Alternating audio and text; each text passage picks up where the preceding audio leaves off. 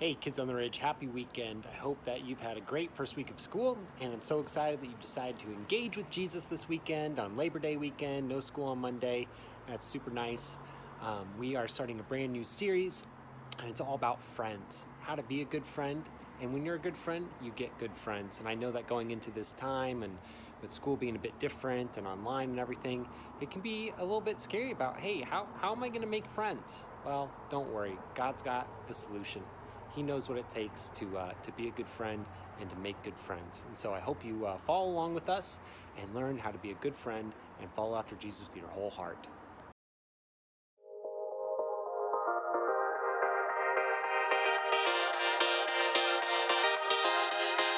Hey everybody, it's Haley here, and I love parties. Don't you just love parties? I love all kinds of parties.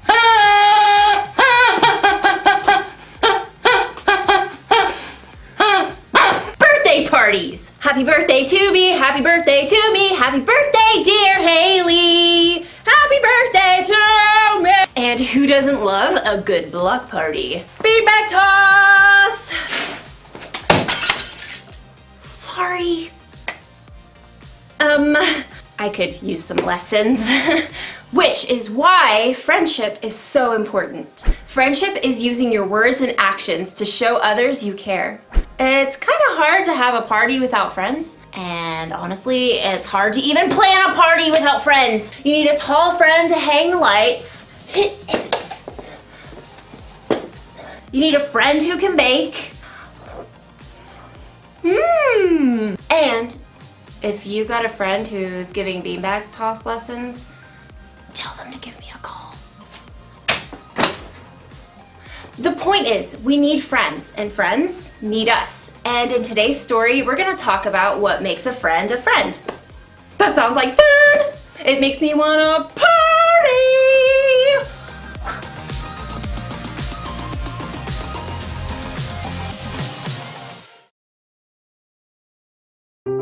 The Bible. It's 66 books of history, stories, letters, and poetry that fit together to form God's one big story. The epic adventure of how He created us and loves us so much that He made a way to rescue us. As we travel through the Bible, from Genesis to Revelation, we discover people who met God and found their lives changed forever. Now, for an amazing story, inspired by the book of Ecclesiastes, chapter 4, verses 9 through 12. The writer of Ecclesiastes tells us two people are better than one. They can help each other in everything they do. Suppose either of them falls down, then the one can help the other one up. But suppose a person falls down and doesn't have anyone to help them up. Then feel sorry for that person. One person could be overpowered, but two people can stand up for themselves. And a rope made with 3 cords isn't easily broken. Let's see how this might play out in someone's life today. Jackson slid into the small school theater and took a seat in the back row and waited for Mr. Ray, the music and arts teacher. It looked like there was only one other kid who showed up to build the set for the 5th grade production of Charlotte's Web, Amal from Mrs. Wiseman's class. Hey. Hi. The two boys sat there in awkward silence until Mr. Ray showed up. Ah, my set team. Fantastic. You guys know each other? Kinda. Different classes. Well, you're gonna get to spend a lot of time together in the next 2 weeks as we build this set and get it painted. You guys got any experience with power tools? Jackson could see Amal shift nervously in his seat. No, I don't want to go on stage. Miss Wiseman said I could do this instead. Don't worry, I'll teach you what you need to know. How about you, Jackson? I'm pretty good with a hammer, and I didn't want to wear some silly animal costume. The two boys basically ignored each other as Mr. Ray showed them how to measure each piece of lumber for him to cut, and then he helped them lay out the pieces in a large frame.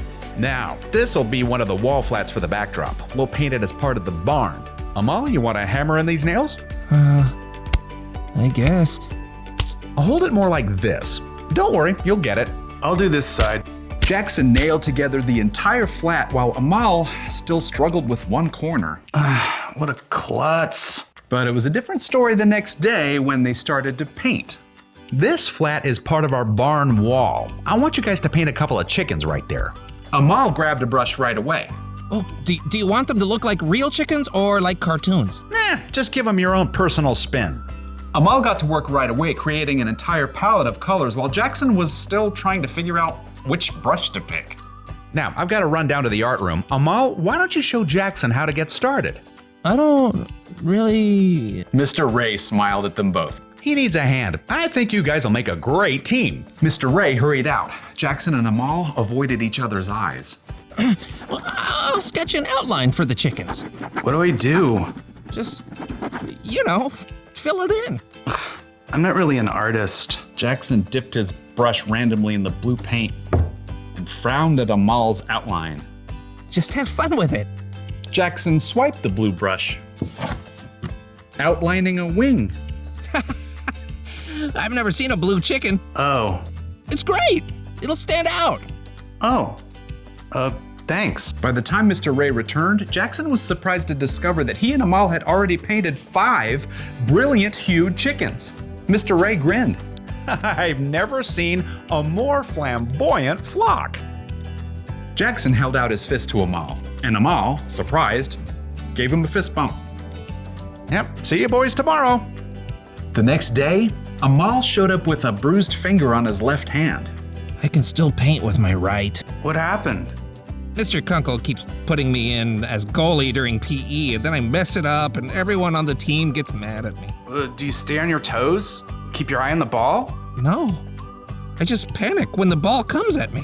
Look, I can show you some tips later in the parking lot, before my mom comes. Really?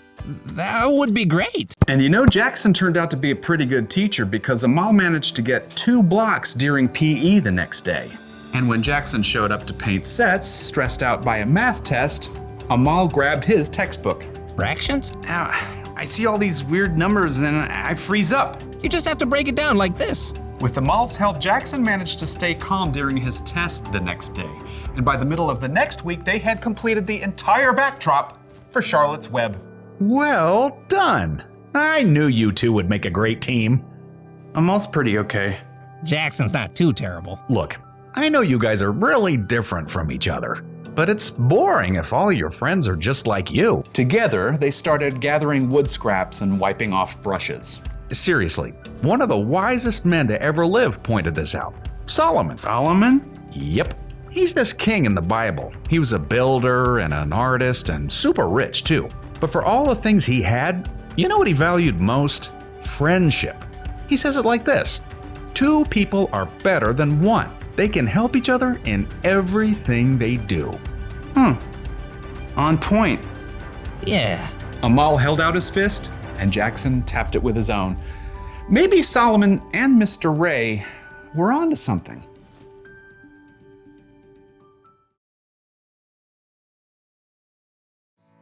Okay, here are 4 things you can learn from those verses in the book of Ecclesiastes. Number 1, friends get more done when they work together, which makes a whole lot of sense. Planning a party goes a lot faster when I've got someone to help me out. Which brings me to number 2, friends help each other. A true friend doesn't just sit back and watch when it's obvious you need a hand. Little help here! Ah! Number 3, friends stand up for each other. You better not be messing with one of my friends. I will totally fight you! Unless, you're bigger than me, then I will not fight you. In which case, I will totally reprimand you with some carefully planned stern words. Just don't mess with my friends, okay? And number 4, friends help you trust God. You may have a lot of different friends in your life, but a true friend, one that lasts, is the kind that helps you make wise choices. The kind of friend you can talk to about what you believe honestly, and who can help your faith in Jesus grow. So, here's the one thing to remember today. Choose your friends carefully. I think you should try to be a friend to everybody, whether it's a friend you choose or not. But when you're deciding who to spend most of your time with, you should choose carefully. Ask yourself, is my friend helpful? Would they stand up for me? Do they help me trust God more? And while you're at it, ask yourself this: am I a helpful friend? Would I stand up for others and help people trust God more? When you want to find good friends, one of the best things you can do is to be a good friend. And never forget that Jesus is your ultimate friend. He is always there for you no matter what. So, be on the lookout for good friends this week. When you choose wisely, you can't miss.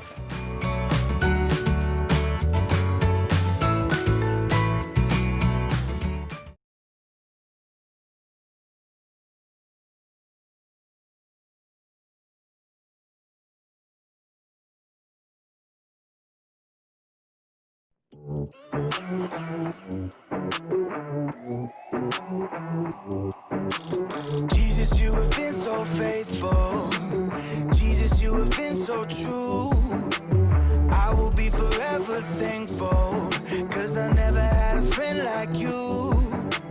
Help me to be who you've been to me, to everyone I see. Let us love one another with a love like no other yet. That's the way you love us, God. Never turn away, you are with us every day, yeah. That's the way you love us, God. Your love has always been beginning to end. There's never been a better friend. So let us love one another with our love like no other, yeah. That's the way you love us, God.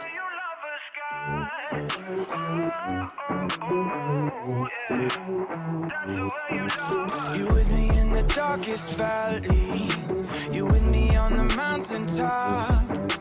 I'm thankful that you never leave me, and that your love will never stop. Help me to be who you've been to me, to everyone I see.